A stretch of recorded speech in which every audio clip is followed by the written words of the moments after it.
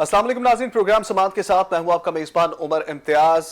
नाज़रीन, आज का समात जो है वो सेनेट इलेक्शन पर बात करने से शुरू करेंगे। हर तरफ सेनेट इलेक्शन की बात हो रही है, तो वफाक के अंदर एक बड़ा अपसेट हुआ है जब देखा जाए कि यूसुफ रजा गिलानी साहब जो हैं वो बड़े मार्जिन के साथ जो है वो जीते हैं। बड़ा मार्जिन ही कहेंगे 5 वोट्स का, क्योंकि हुकूमत ये सोच के बैठी हुई थी कि हम लोग जो हैं वो बहुत बड़े मार्जिन से जीतेंगे, तकरीबन 20 वोट से हम जीत जाएंगे। लेकिन ये 5 वोट्स का जो डिफरेंस आया है, यूसुफ रजा गिलानी जो है वो कामयाब करार पाए हैं। ये एक बहुत बड़ा मार्जिन है। हुकूमती अरकान के जो वोट है वो भी मुस्तरद हुए हैं। फैसल बाबला साहब का वोट जो है वो मुस्तरद हुआ है और जरताज गुल साहिबा का भी वोट मुस्तरद हुआ है।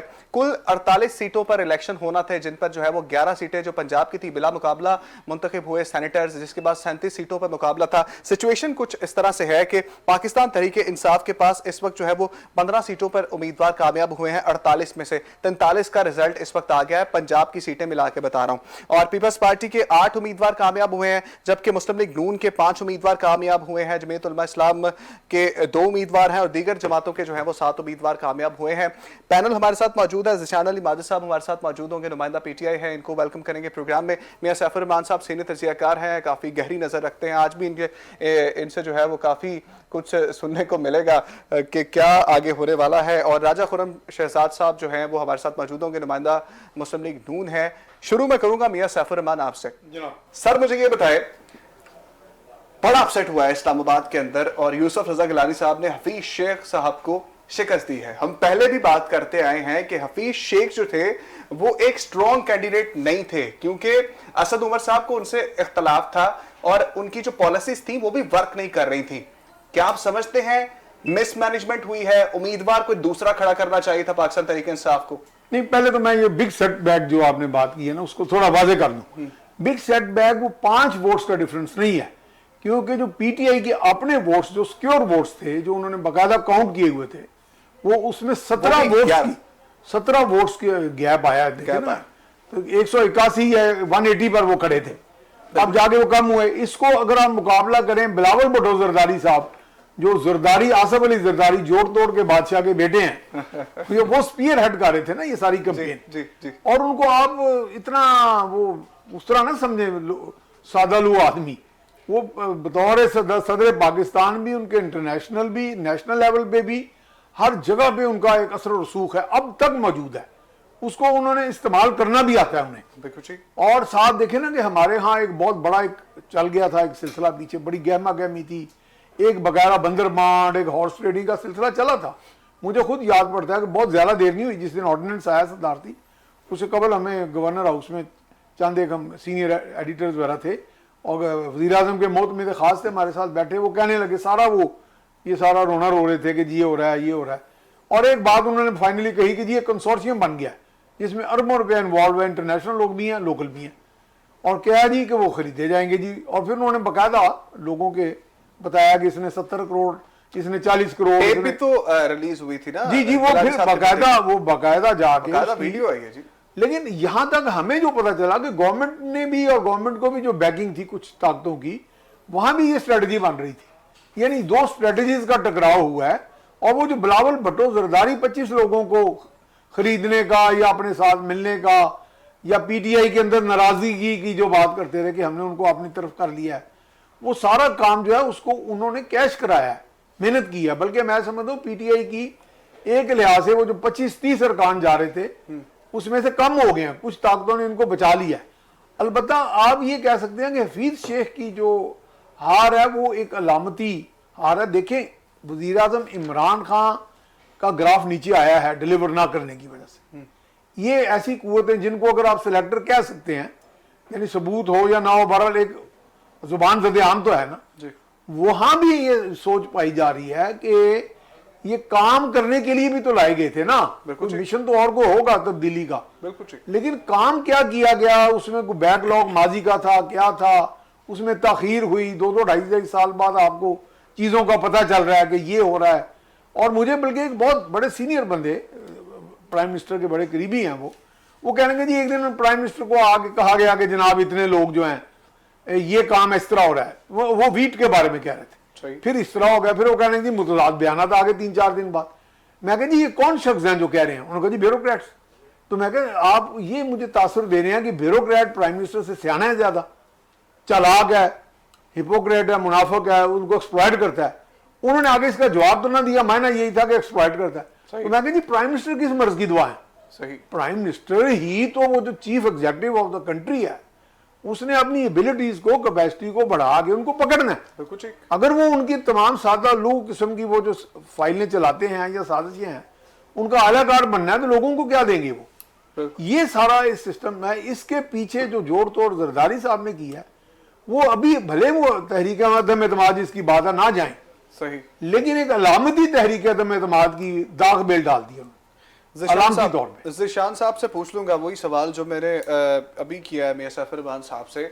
हिकमत अमली कहाँ पर लैक की आपके? एक बड़ी सीट जो थी जिस पर जो है वो इन्हिसार कर रही थी पाकिस्तान तहरीक इंसाफ, और हफीज शेख साहब को यूसुफ रजा गिलानी साहब के मुकाबले में मैदान में लाना, जबकि आप ये भी देख रहे थे कि वहाँ पर मामला जो है वो काफ़ी संगीन हो रहा है। असद उमर साहब भी इससे नाला थे, वो क्यों कर सपोर्ट करते उनको, जबकि वो खुद कह रहे थे कि मैं उम्मीदवार होऊंगा, जब खजाना की पॉलिसीज भी जो है वो सूदमंद साबित नहीं हो रही थी। इस सिचुएशन में उम्मीदवार नहीं बदल लेना चाहिए था?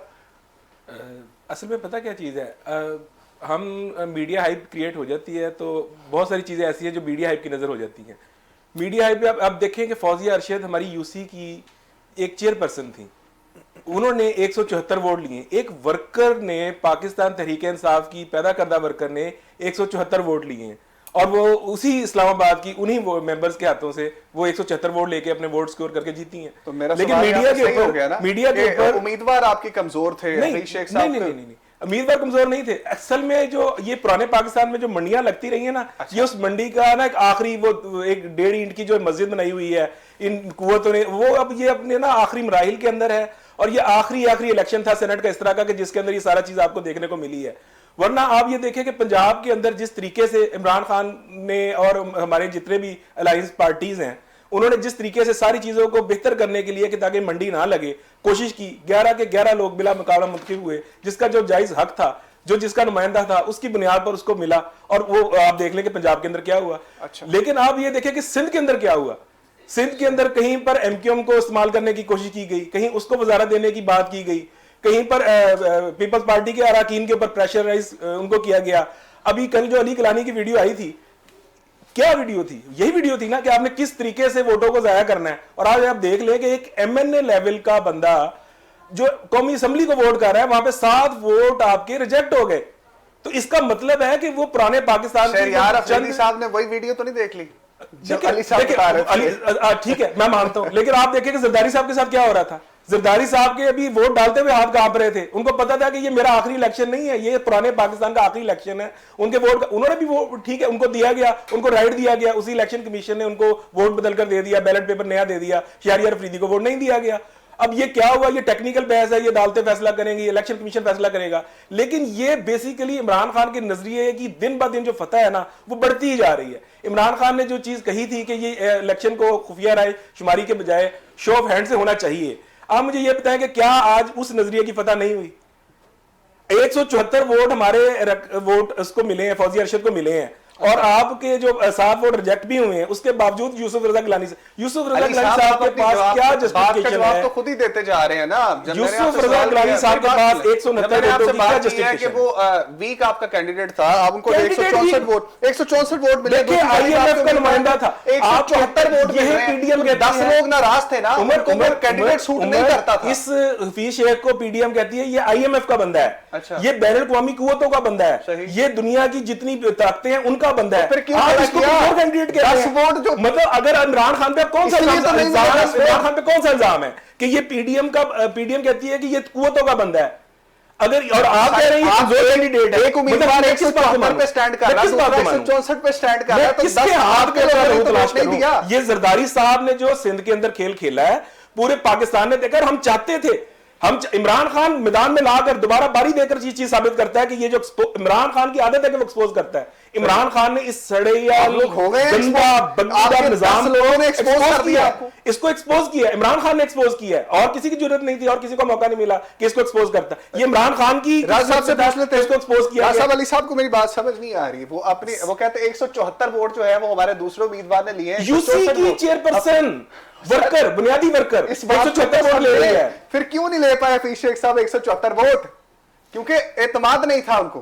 किसको लोगों नहीं को था? उम्मीद पीटीआई ने आपके रहनुमाओं को टोटल वोट सिक्योर कौमी किए असेंबली के रहनुमा उनको पीटीआई एतमाद ने नहीं था। अपने टोटल वोट सिक्योर किए हैं। अगर इत्तेहादियों के अंदर और अगर वो सारी चीजों के अंदर जिस तरह की पाकिस्तान की एक डर्टी निजाम की राजा पॉलिटिक्स है, साहब से जिसके पूछ खिलाफ हम लेते हैं। पिछले 26-27 साल से लड़ रहे हैं, अगर वो चीज नजर आ रही है कौम को, तो इसका मतलब हमारा मौकफ जीत रहा है। हम तो कहते हैं कि सेनेट का इलेक्शन इस तरीके से नहीं होना चाहिए, सेनेट का इलेक्शन उस तरीके से होना चाहिए जिस तरह मेरे कायद इमरान खान कहते हैं। ये चीज साबित हो गई। ओपन बैलेट के ओपन बैलेट के जरिए होना चाहिए, ताकि जरदारी जैसी कुव्वतें, आप खुफिया राय शुमारी, सरदारी जैसी कुव्वतों को शिकस्त हो। उमर यही आइन के खिलाफ बात यही कर तो रहे जंग है हैं। हमारी। आइन में ये चीज नहीं है। राज साहब से पूछ आइन में लेते तो हैं। बहुत सी चीजें और नहीं सर, है। खुफिया मेरा आइन में तो बहुत मैं सी अपना चीजें वोट छुपा के डालूंगा। आइन यही में- अदालतों ने बोला, यही इलेक्शन कमीशन उमर, ने बोला आइन है। में तो बहुत सी और चीजें आप नहीं है। सदारती ऑर्डिनेंस लाने चले हुए थे, फिर मुस्तरद हो गया ना।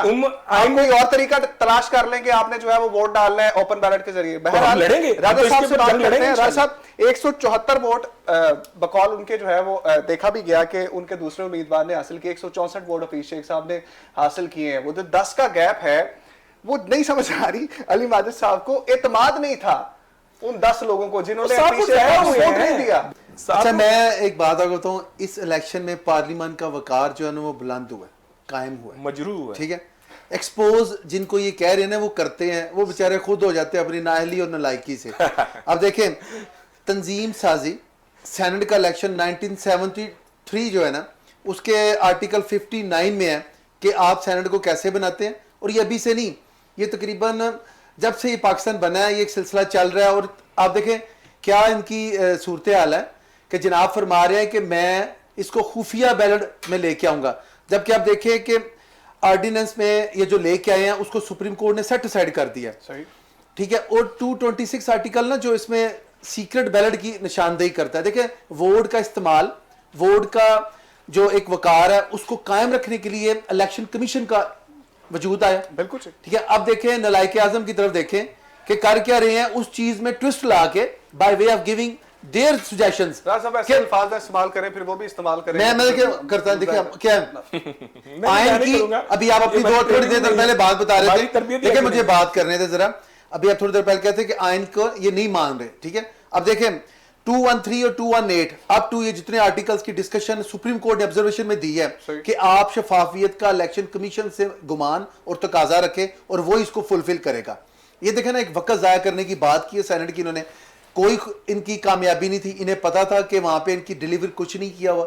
इनको जो पार्लियामान में इनके सारे जो मुंतखब नुमाइंदे थे वो इनसे आवाजार थे, वो इनको अवॉइड कर रहे थे। इन्होंने किया कि कॉन्स्टिट्यूशन को तब्दील करने के लिए ऑर्डिनेंस ले आए जिसको सुप्रीम कोर्ट ने नहीं माना। और मैं समझता हूं कि आज इनका इखलाकी जवाब खत्म हो चुका है, इनकी नाकामी है। पीडीएम के जो मुतफिका उम्मीदवार थे यूसुफ रजा गिलानी साहब, उन्होंने जो सेनेट में वोट दिया, तो यही इलेक्शन था जी। नहीं, हमारे लिए भी था। और हर डेमोक्रेटिक फोर्स में जो काम कर रहे हैं रिप्रेजेंटेटिव हैं, उनके लिए पार्लियामान की इक़दार में इजाफा होना उनके लिए कामयाबी की वजह है। आज हम समझते हैं जो महंगाई, जो तकलीफ दे अमल है, उसमें इन्होंने सेनेट के रोने को 2 महीने, मैं देखिए सेनेट के महीने में ये अभी जो इलेक्शन में थे इन्हें पॉलिसी बनानी चाहिए थी। सेनेट में जो भी मुंतखब हो ये अपनी डिलीवर की तरफ आते। इन्होंने एक काम किया है, खुफिया राय शुमारी को अपना एक क्रेडिट देने के लिए जिसका कि आइन में कोई रास्ता नहीं है, इन्होंने अपने उसके अवाम को उधर लगाया और खुद हार के आप किसको शक्ल दिखाएंगे। अली साहब कुछ कहना चाह रहे हैं। अभी बहरहाल पूरा रिजल्ट नहीं आया, आप भी हार सकते हैं अली साहब। नहीं, मैं सिर्फ सिंपल सी बात ये कह रहा हूं कि आप अगर केपीके के अंदर देखें, केपीके के अंदर भी तो हमारी पार्टी ने पूरी पोजीशन अपनी रिस्टोर की है ना, सारा कुछ किया है। लेकिन अगर कौमी असेंबली के अंदर ये सारी चीजें हैं, बड़ी कुव्वतों की जंग है, अगर एक मीडिया हाइप क्रिएट होकर एक सीट गिलानी साहब जीत भी गए तो इससे कौन सी, मुझे बताएं कौन सा इलेक्शन था, कौन सा इलेक्शन, यही तो एक सीट थी, यही तो मीडिया हाइप क्रिएट करके आप मीडिया क्रिएट करके कुछ भी कर लें। अगर आप उस मीडिया की बात करते हैं, मुझे मियां सैफुर रहमान साहब से पूछने दें। मियां साहब, ये जो वोट जाया हुए हैं, वज़ीर आज़म इमरान खान साहब भी काफी बरहम नजर आ रहे हैं। उन्होंने बोला जी शहरी आरफ हदीद साहब ने वोट कैसे जाया कर दिया, बार बार तो इनको सिखाया वोट इस तरह से डालना है, फिर क्यों दस्तखत कर रहे हैं। नहीं, देखें बात यह है, जाया करने वाले भी इसी हक में थे। ये इलेक्शन जाहिर 2 बंदों के दरमियान इलेक्शन था, 2 सियासतदान कह लें एक साबिक वजीर आजम, एक मौजूदा मिनिस्टर हैं, और मिनिस्टर भी बड़े इंपॉर्टेंट हैं, वजारत खजाना का कलमदान है उनके पास, पहले भी रहा उनके पास। लेकिन ये उनकी पॉलिटिक्स में सिंबोलिज्म जो है ना वो बड़ी चलती है। पॉलिटिक्स में पैगाम जाता है कौम को, पैगाम जाता है कुव्वतों को। मसलन इसमें एक पैगाम जरूर गया, हमारी अपनी असेसमेंट भी आज गलत हुई। मैं कह रहा था कि चूंकि इंटरनेशनल एस्टेब्लिशमेंट इसके पीछे है हफीज शेख के, और बहुत अरसे से है, और IMF का, और ये यहाँ पे वो प्रिवेल कर जाएंगे। और उसमें हमारा ये गुमान था, क्योंकि मैं इल्जाम नहीं लगा रहा, कि हमारी एस्टेब्लिशमेंट इंटरनेशनल एस्टेब्लिशमेंट का चूंकि हमेशा साथ देती रही है तो उनका साथ देगी। लेकिन यहाँ पे वाकईतन या तो हमारी एस्टेब्लिशमेंट ने, जिनको हम सिलेक्टर्स का इल्जाम दे देते हैं खामखाई, और या फिर ऐसे जो हमारे जेर जमीन को कुव्वतें जो चलती हैं, जो हमारे अंडर करंट्स हैं, उन्होंने रेजिस्ट किया इस मरतबा इंटरनेशनल एस्टेब्लिशमेंट को, ये आप कह सकते हैं। तो इसलिए भी वहां पे एक दरार पड़ी है। बाकी जरदारी साहब जो है वो जोड़ तोड़ के व्हीलिंग डीलिंग के किंग हैं वो। और मैं आपको बता रहा हूं कि मैं, हमारे एक बहुत बड़े एंकर थे, वो बड़ी अंदर की धांसू किस्म की ब्रेकिंग न्यूज देते थे। तो मेरे पास कोई हिसास अदारे के 3-4 ऑफिसर बैठे थे, तो मैंने उन्हें कहा जी कि ये खबरों का सिलसिला कहाँ से उनको मिल रहा है। उन्होंने कहा जी आसिफ अली, आपको हम हैरान कुन बात बताएं, आसिफ अली जरदारी उनकी सोर्स है। अच्छा, मैं कहा जी वो कैसे? उनका जी आप उनको अंडर एस्टिमेट ना करें, उनका एक पूरा सिस्टम नीचे तक सरायत किया हुआ है, और वो हर जगह उनके डांडे फैले हुए हैं। तो वो इस चीज को कैश करते हैं। पैसे के लेन देन को तो वो वैसे ही मैं समझता हूं कि वो जो जहां पे जोड़ तोड़ और पैसे की लेन देन तो देते हैं। इधर PTI के भी लोग कह रहे थे कि जी हम खरीदेंगे और बेचेंगे। एक मुजरिम को, उसी सुप्रीम कोर्ट के एक कन्विक्टेड मुजरिम को आज जिता के पैसे की धांधली की धौंस की, एक सिंध के, एक आपको पूरा सिंध में रहने वाले भी हम सारे पाकिस्तान के जानते हैं कि किस तरीके से सिंध के अंदर गेम को खेला गया। अली गिलानी की वीडियो मारा आपने पकड़ के उसको, जी मारा कल आपने अपने एक रुकन को जो था। देखिए पता क्या चीज है, जो भी हमारे पाकिस्तान के तरक्की के रास्ते के नाम में महसूस होगा ना, हम उसके हर अवसर मारेंगे, उसको मारेंगे, लेकिन डिलीवर कुछ नहीं करेंगे।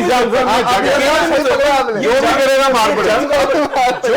जो भी मैं तो कह रहा हूं कि जो भी अब हमारे नए पाकिस्तान के रास्ते में आएगी ना कुव्वत, हम उसे टकराएंगे और बुरी तरह टकराएंगे। राजा साहब टकराएंगे, बुरी तरह टकराएंगे। टकराने का देखिए, टकराने का एक एक्सपीरियंस तो इन्हें हो गया कि ये जिसकी कह रहे हैं कि क्या हुआ फेडरल गवर्नमेंट में, जो हार गया बंदा, जो कह रहे हैं कि शेख साहब की क्या नाकामी हुई, इनका मेन सैंपल जिस तरह बता रहे हैं सैफ साहब कि मेन एक मैसेज होता है, वो तो गया ना।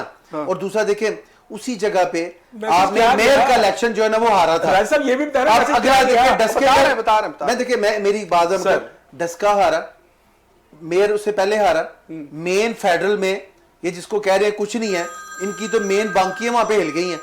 अब दूसरी देखें फौजिया और फरजाना, इन दोनों का जो मुकाबला था ना, सैंबल तो हमारा शेख साहब और उसके साथ चल रहा था, गिलानी साहब के साथ। सही। ये जो कह रहे हैं ना कि जो उनको जाया कर दिए, उन्होंने वोट फलान कर दिए। देखिए जितना, देखिए अवाम जितनी तड़प रही है ना, पार्लियामेंट में बैठे मुंतखब नुमाइंदे भी, इन्होंने 50-50 करोड़ रुपए फिक्स किया सारों को, लेकिन अल्हम्दुलिल्लाह देखिए नाकामी इनके मुंह चढ़ा रही है। इन लोगों ने जितना पैसा जाया करना था वो अपने ऊपर किया, जितने कर्जे लेने थे डबल ले लिए, लेकिन देखिए डिलीवर कुछ नहीं कर रहे। तो अब पहले अवाम उकताई हुई थी, अब पार्लियामेंट के मुंतखब नुमाइंदे उकता जाएंगे, फिर आस्ता आस्ता मैं समझता हूँ इस जो नाअहल सेटअप का पूरा सिलसिला है ना वो धड़ाम हो जाएगा। ये कैसी उकताहट है राजा साहब जी? ये तो बताया ना 174 वोट हमें मिल रहे हैं, फौजी अरशद को 174 वोट मिल रहे हैं, गिलानी साहब को नहीं। ये कैसी उकताहट है? देखिए जी, ये उकताहट चमक है, ये माशी है बेसिकली। आप लोग नहीं मानेंगे, मियां साहब से पूछ लेते हैं। मियां साहब 174 वोटों की बहस हो रही है, दूसरी तरफ ये भी तो देखे ना, हफीज शेख साहब को 164 मिले हैं। वो 10 का जो गैप आया है वो इनकी समझ में नहीं आ रहा। गैप तो वैसे वो अदम एतमाद का इजहार किया हफीज शेख के ऊपर, क्योंकि कैंडिडेट उनके कैलिबर नहीं था उनका। गैप तो बुनियादी तौर पर 17 का ही है, लेकिन वो चूंकि मुस्तरद, देखिए हमारे यहाँ जो इलेक्शन टेक्निक्स हैं वो तो आप देख रहे हैं कि वो अपनी जीत समझ रहे हैं। 5-6 दिहाइयों से वो चलती आ रही है। अभी ताजा तरीन टेक्निक आपने देखी थी। चले वो प्रिजाइडिंग अफसर वाला वाकया भी छोड़ दें, डस्का वाला तो धुंध में गायब हुए और चीफ सेक्रेटरी भी रात को अनअवेलेबल हो गए, उसको चले छोड़ दें।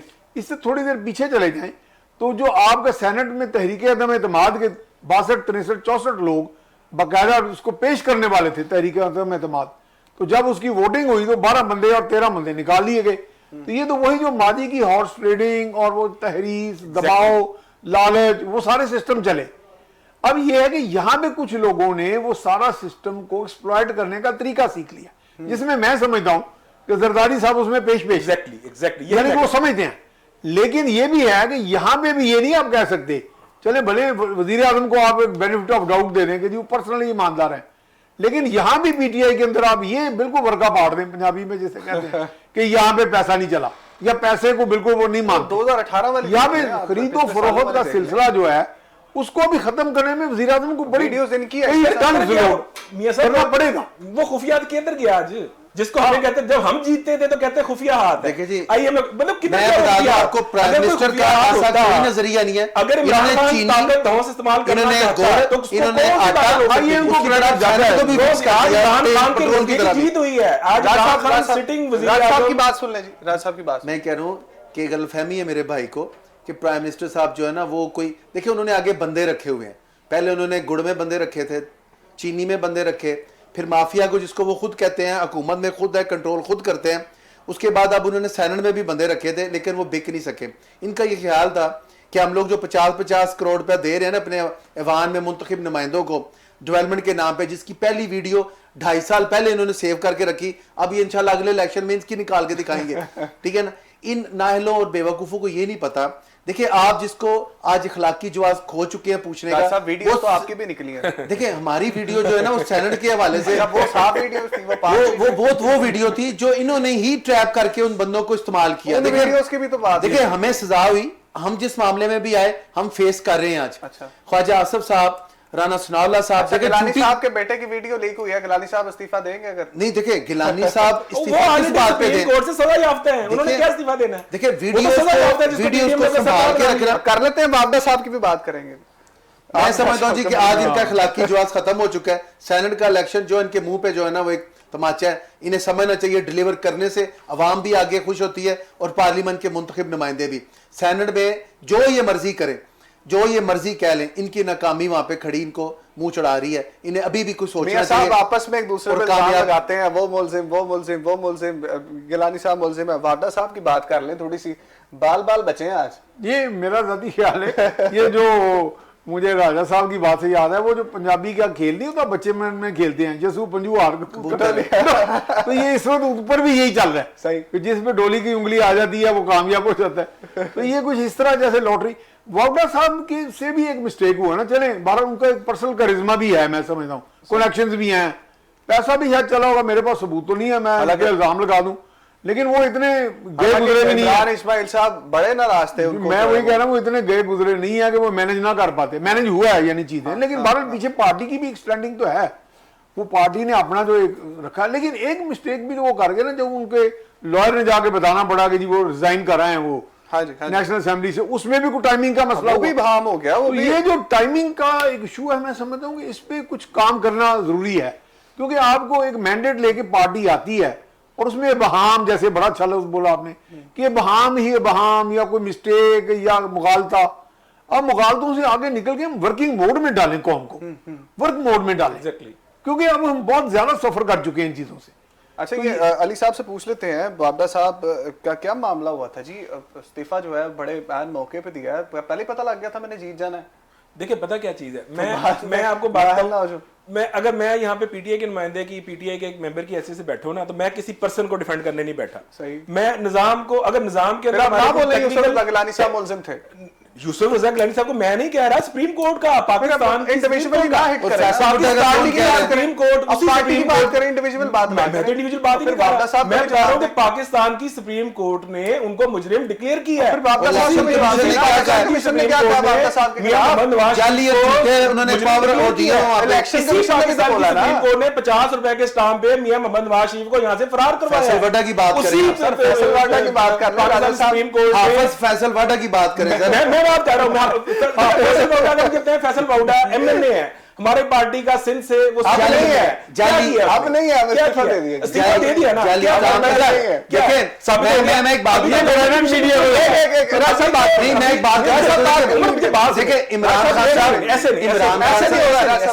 मुझे बात है, अभी इलेक्शन कमीशन को केस गया है, क्या झूठा साबित हो गया उसका हल्फिया बयान? नहीं हुआ। इन्हें स्टेटस का नहीं पता, हम उसमें उन्होंने डिक्लेयर करके उसका राजा साहब वकील ने रेफरेंस बना के दे दिया है। चीज अदलिया में हम उसको डिस्कस नहीं कर सकते। नहीं देखिए मेरी एक बात सुने, 2 मिनट के लिए भूल जाएं कि ये फैसल वाडा को सपोर्ट करे, किसको, ये एक अक्यूज को कर रहे हैं जिसका इलेक्शन कमीशन ने रेफरेंस बना के भेज देना है। और अभी देखें उन पे जाल साजी सर भेज देना है, राजा साहब भेज चुके हैं, लेकिन उन्होंने मियां मोहम्मद नवाज शरीफ को मुस्लिम डिक्लेयर कर चुकी है, नहीं, आप अब्दुल देखिए, गिलानी को मुजरिम डिक्लेयर कर चुकी है ये सुप्रीम कोर्ट। ये सुप्रीम कोर्ट के आज गिलानी साहब को नहीं, मेरी राय है अगर मुझे ये बात मुकम्मल करने दे, मैं सुप्रीम कोर्ट से मुतालबा करता हूं, सुप्रीम कोर्ट जवाब दे। नहीं तो ये आज मुतालबा है ना, क्या सुप्रीम कोर्ट के जो आइन की अब इनका टाइम गुजर गया, अब इनको 184 सर हमारा टाइम तो अब शुरू हुआ है, हमारा टाइम तो शुरू हुआ है। देखिए ये पनामा का टाइम अब शुरू हुआ है। साहब अब जवाब कैसे नहीं, अब जवाब देखें, ये आप मुझे बात बोले अब राज साहब पनामा में 500 में से एक को निकालें, बाकी 499 को तो आपने पूछा ही नहीं। इस बार फैसल वाडा का देखिए रेफरेंस बन के जा चुका। मेरा नहीं ख्याल कि उनको रिजाइन इसलिए दिया गया कि उनको पेट में दर्द था या उनकी कोई प्रॉब्लम थी, उन्हें डोमेस्टिक कोई मसला नहीं था। वो अगर ऐसा होता तो वो सियासत से टाइम ले रहे थे। उन्होंने सेनेट में आने की जो बुनियाद बनाई है वो ये कि नहली पे उन्होंने हमेशा के लिए उड़ जाना था। अभी उन्होंने अभी ये रिजाइन दिया ताकि इन्फेक्शियस हो जाए इलेक्शन कमीशन में जो केस पेंडिंग है। और वहां पे आप यकीन कीजिएगा इनका फॉरेन फंडिंग वाला और इनके जो भी केस है इलेक्शन कमीशन इंशाल्लाह कौन रोकता है? हम तो डिस्कस नहीं करेंगे, मुझे बात इन्होंने फॉरेन फंडिंग को रोक दिया स्टेट। अच्छा मेरे पास एक सवाल है, मैं जरूर मियां साहब से पूछना चाहूंगा, सफरबान साहब से। मियां साहब ये जो जीत हुई है वफाक के अंदर यूसुफ रजा गिलानी साहब की, काफी कबल इस वक्त मैं सवाल कर रहा हूँ लेकिन सवाल वैलिड है, बनता भी है। क्या इमरान खान साहब की हुकूमत को इससे कोई खतरा है? नहीं आप ये नहीं कह सकते कोई इसका रियाजी का सवाल तो नहीं है कि एकदम ही हो जाएगा। लेकिन मैंने वही कहा कबल इस वक्त कर रहा हूं, जैसे मैंने ये कह रहा हूं, जैसे मैंने कहा कि ये अलामती सिंबलिज्म बहुत मैटर करती है पॉलिटिक्स में। यानी इसमें कई जगहों पे क्या असराई होंगी। हमारे बहुत से पार्लियामेंटेरियन कनेक्टेड भी होते हैं, उनके राब्ते भी होते हैं। मुल्क के अंदर देखें पूरा निजाम है ना, एक ढांचा है आपके दारा जाती, वहां भी राब्ते होते हैं। साहब ने जो किया जी मैं समझता हूँ कि परवेज अलाई साहब जो है, बल्कि परवेज अलाई साहब जब ये 2018 के इलेक्शन से कुछ 1-2 महीने पहले मैं उनके साथ बैठा था तो मैंने उन्हें पूछा बल्कि 2-3 चीजें। तो मैं कहा जी आपका तो कोई मुस्तकबिल नजर नहीं आ रहा, क्यूली को तो बिल्कुल निकाल फेंक दिया गया बाहर। उन्होंने कहा नहीं हमारा बिल्कुल सही है। मैंने कहा जी कैसे? उन्होंने कहा एकदम पीटीआई से सीट एडजस्टमेंट करेंगे। ये भी 3-4 माह पहले की बात है। सही। मैंने उन्हें एक सवाल किया, मैंने कहा जनाब जो हमारे यहाँ मुक्तदरा कुव्वतें हैं, मैंने इशारतन जरा बात की उनका आपके बारे, वो जो है उनके साथ आपके, उनके जी हमारे मुसलसल राब्ते हैं। सही। तीसरी बात मैंने पूछा कि जी उनका आपके बारे में व्यू क्या है? उनका जी बहुत अच्छा ख्याल है उनका हमारे बारे तो ये इसका मतलब है यानी कि सब अच्छा है। बहुत कुछ होता है इस जहाँ पे जो हमें बाज़ का दिखाई नहीं देता। लेकिन बहुत से मामलात में हमारे पार्लियामेंटेरियंस अभी इग्नोरेंट है। अभी यानी उन्होंने ग्रो करना है, मैं समझता हूँ। अभी वो सारे पीटीआई के हैं। हाँ वो अभी ग्रो करना है। नहीं उसमें मिनहाजुल जमात बात कर रहा है तो उसमें बड़े मसाइल आते हैं इसलिए। लेकिन वहां पे यही मैसेज आएगा कि शायद कुछ कुव्वतें नाराज हैं जो समझ रही हैं कि ये काम अब सही नहीं हो रहा, तो एक पैगाम दिया जाए कि जनाब हम ये अगर 62 बंदों को 52 में तब्दील कर सकते हैं, फौग में बंदे तहलील कर सकते हैं, तो यहां भी कुछ होगा। जनाब आप थोड़ा गियर अप करें, अपने आप को काम करें, तो ये अच्छी बात है। अगर कोई कुव्वत भी कह रही है, मैं कहता हूं अगर मीडिया कह रहा है, मैं कह रहा हूं, जीशान साहब कह रहे हैं, अवाम कह रही है, तो काम कर लेना चाहिए। इसमें क्या अर्थ है? लोग अपने बाप को भी क्रिटिसाइज कर लेते हैं और उन्हें कहते हैं सर आप कुछ अच्छाई के लिए साहब आप ये काम सही नहीं कर रहे, ये कर लें। इन नलायकों से मेरा ख्याल है टोटल 48 सीटों के रिजल्ट मेरे सामने आ गए हैं और पाकिस्तान तहरीक इंसाफ के पास 18 सीटें हैं, पीपल्स पार्टी के पास 8 हैं, मुस्लिम लीग नून के पास 5 हैं, जमीयत उलमा इस्लाम के पास 3 है, बाकी दीगर जो हैं वो 8 हैं। अब इस पे जरा डिस्कस कर ले मियां साहब, अब क्या जो स्टैंडिंग बनती है अगर मिला लिया जाए इनको आपस में तो लीड कर रही है इस पर गवर्नमेंट अल्हम्दुलिल्लाह। बलूचिस्तान से 12 की 12 सीटें हमारे हाथ को मिली हैं, केपीके से हमारी सारी सीटें अल्हम्दुलिल्लाह इस वक्त जो गवर्नमेंट की तो ये इलेक्शन भी थी, मीडिया हाइप को निकाल दें, इस गिलानी इलेक्शन को निकाल दें तो अल्हम्दुलिल्लाह पीटीआई जीती है। पीटीआई जो किसी हमें कहते थे तांगे की जमात है, एक एमपी का इलेक्शन नहीं जीत सकती, काउंसलर का नहीं जीत सकती, अल्हम्दुलिल्लाह सेनेट के अंदर अपना चेयरमैन बनाने की तैयारी में है। लेकिन जी अवाम के लिए तो ये आ गया, ये नया पाकिस्तान। सेनेट के बाद अगला इलेक्शन इनका फिर अपनी हाथों पर और मार मिटाई शुरू है।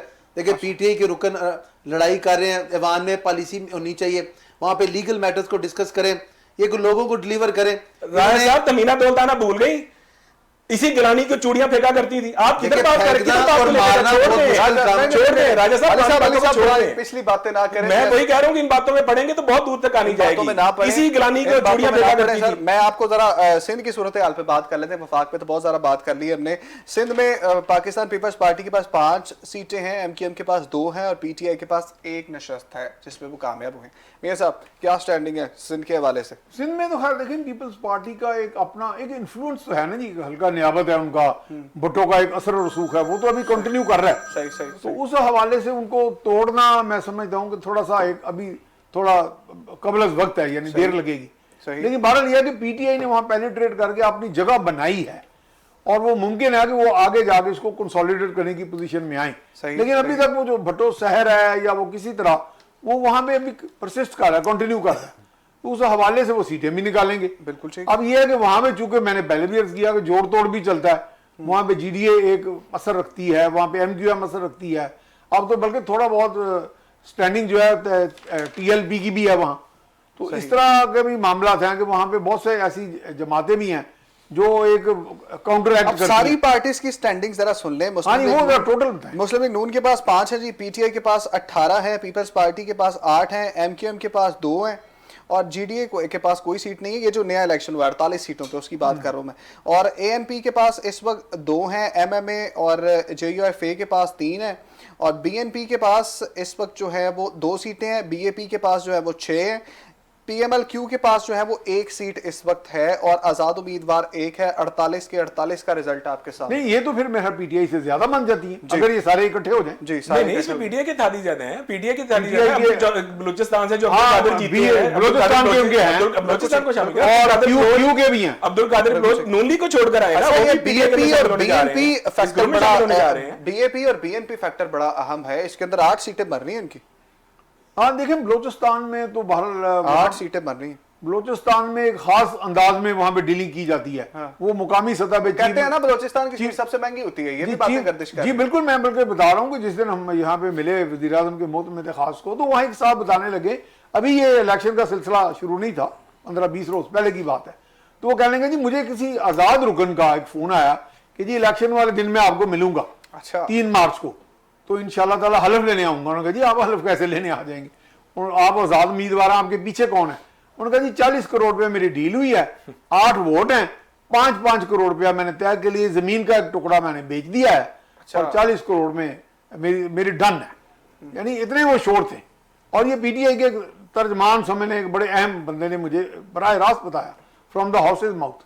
तो ये चीजें चल रही थी वहां, एक मखसूस सिस्टम है, हमारे इदारे भी, उनकी भी प्रेजेंस वहां बहुत होती है, जो लोकल मखसूस हालात है उसके पेश नजर वहां पे डिसीजंस होते हैं बहुत से।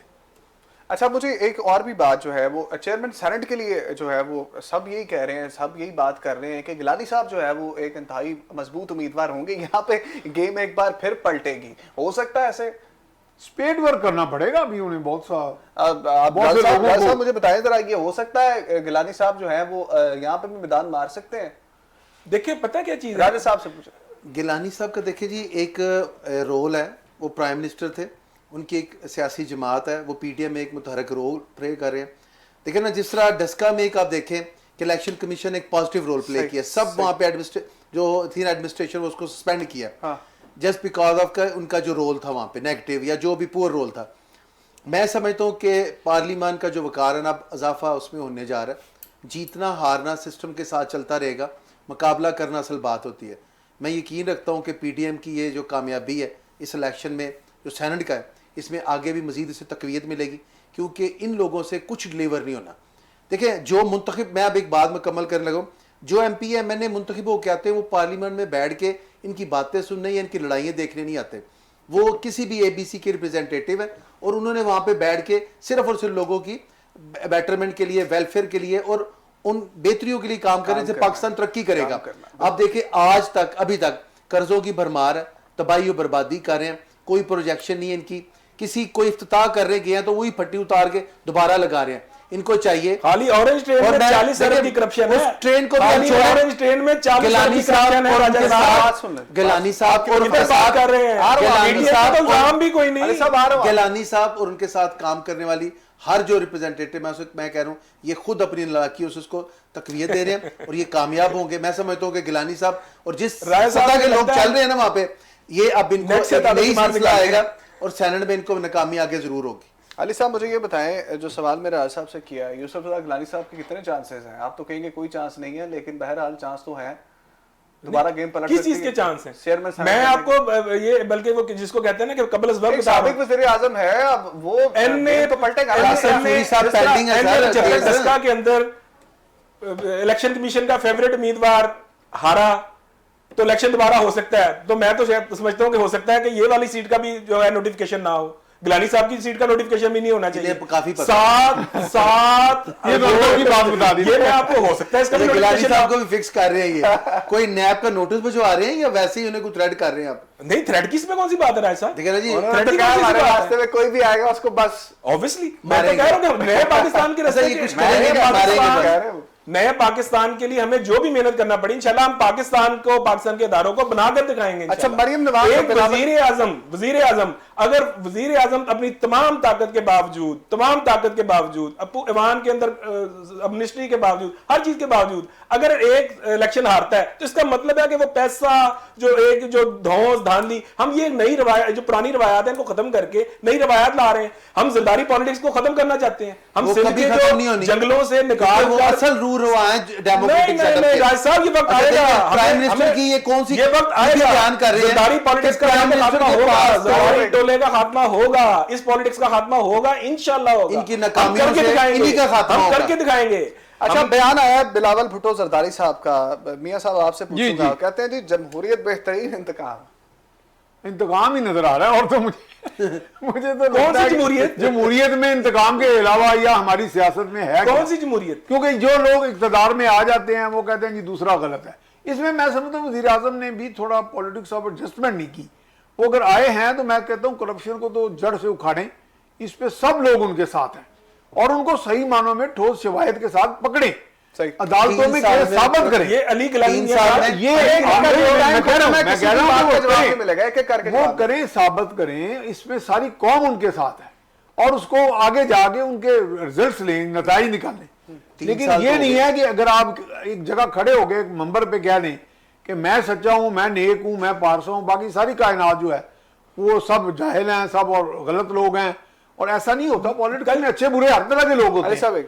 लेकिन यह है कि मेरा हाल जब पॉलिटिक्स, जैसे politics is art of the possible, मैं समझता हूं politics is art of the adjustment. थोड़ी बहुत देखे ना, कानून साजी नहीं हो रही, सही। कानून साजी कैसे होगी? वो गलत है, ठीक है, वो एनआरओ मांगते हैं, वो करप्शन से निजात तो कहते हैं आजादी मांगते हैं कि जी हमें केस ना चलाया जाए। हाँ। लेकिन फिर भी मैं समझता हूँ कि एक अच्छा बार्गेनर, एक अच्छा निगोशिएटर प्राइम मिनिस्टर को होना चाहिए। टेबल पे क्या है जी बैठे, 18वीं तरमीम में सारी पार्टियां बैठी थी ना, अच्छी ही थी या बुरी थी, लेकिन बैठी हैं, उन्होंने जी आए जनाब हमारे साथ बात करें, क्या मसला आपका? राय साहब, कि आप आइन साजी नहीं चाहते, कानून साजी नहीं जमहूरियत चाहते? बेहतरीन इंतकाम है, बिलावल साहब कहते हैं। देखिए बिलावल साहब बिल्कुल दुरुस्त कहते हैं। उन्होंने अपनी वालदा का जो एक उनके साथ मिसहैप हो, उसके बाद उन्होंने एक democracy is the best revenge को आगे तकवीत दिलवाई। मैं अभी सैफ साहब की बात कर रहा था कि अल्लाह ताला इनकी उम्मीदों को कामयाब करे, लेकिन जिन नालायकों से उन्होंने उम्मीदें रखी हैं ना, उन्होंने हमजा शबाशी रिहा हुए, ठीक है, उन पर करप्शन के बड़े इल्ज़ामात है जो ये कहते हैं कि कोर्ट में पेंडिंग है। मुझे आप बताएं कि अगर वहाँ साबित कर सकें ख्वाजा आसफ साहब, उसके बाद आप राना सुनाला साहब पे देखें, मुख्तलिफ झूठे केस बना के अभी डस्का में उन पे एक ये मोहतरमा जो इनकी ऐवान साहब हैं, उन्होंने एक वीडियो चल गई, कितने नालायक है, कोई चीज़ वसफ इनमें है ही कोई नहीं, कि एक बंदा वहाँ बैठ के वीडियो पे बता रहा है और वो बीबी नुमाइंदा कहती है कि जी राना सुनाला बच के ना जाए, और सोच के और चंगी तरह उन्हें FIR देना। क्या ये सियासत है? ये इनकी डेमोक्रेटिक सेटअप है? ये गवर्नमेंट है जिनके पास ये चीज के लिए टाइम नहीं है कि वो खुद जाके अपने सारे काम जो है उनको नहीं देख रहे, लोगों को डिप्यूट मेरे किया, पास टाइम खत्म 2 है। कत्ल करवा दिए उन्होंने वहां पे। जमहूरियत बेहतरीन इंतकाम है, अली बिल्कुल साहब है। जवाब देना चाह रहे हैं मुझे। मैं सिर्फ ये कहना चाह रहा हूँ कि जमहूरियत बेहतरीन इंतकाम है, बिल्कुल है, लेकिन क्या ये जो अली गिलानी रात को कह रहा था ये जमहूरियत को बेहतरीन इंतकाम ले रहा था जमहूरियत से? जो शाजिया मरी और इसने बैठकर अली गिलानी ने प्रेस कॉन्फ्रेंस की कि हाँ वो वीडियो में मैं ही था, मैं अपने वालिद की कंपेन कर रहा था, मैं उन चीजों को डील करने की कोशिश कर रहा था। क्या ये वो जमहूरियत है जिसकी बात ये करते हैं, इंतकाम करते हैं? और ऐसे नहीं है, ऐसा नहीं है। इमरान खान का मौकफ जीत गया है, ये मान लें। अब नहीं मानेंगे, वक्त मानेगा, तारीख बताएगी कि इमरान खान का मौकफ जीत गया है। चोर एक्सपोज हो रहे हैं, चोरों का टब्बर एक्सपोज हो गया है, कोई भाग गया है, कोई एक्सपोज हो गया है। और ये देखें, सिलाई मशीन से ये अपना क्या काम कर रहे हैं, जरदारी वो नहीं पता अब इस इनको। मुल्क में मास्क लगा के बढ़ा दिए, दम तोड़ रही है जरदारी वो इन्हें पॉलिटिक्स। नहीं पता। इस बात को बात मान चलती ले। रहेगी, प्रोग्राम राजा साहब, का इस बात को मान ले। खत्म हो रहा है। ज़िशान अली बाजिद साहब, आपका बहुत शुक्रिया, आपने वक्त दिया। और राजा खुर्रम शहजाद साहब, आपका भी बहुत शुक्रिया, आपने भी हमें वक्त दिया। और मियां सैफ रहमान साहब सीनियर तजज़ियाकार हमारे साथ मौजूद थे, आपने भी वक्त दिया, आपका बहुत शुक्रिया। बड़ा अपसेट हुआ है नाज़रीन। और यूसुफ रज़ा गिलानी साहब के बारे में ये कहा जा रहा है कि हो सकता है कि कोई और गेम चले और चेयरमैन सेनेट भी यही बन जाए। अब देखना यह है कि ऊँट किस करवट बैठता है। समात लेकर आपकी खिदमत में दोबारा हाजिर होंगे। फिलहाल के लिए उमर इम्तियाज़ को और मेरे पैनल को इजाज़त दीजिए। अल्लाह के बाद।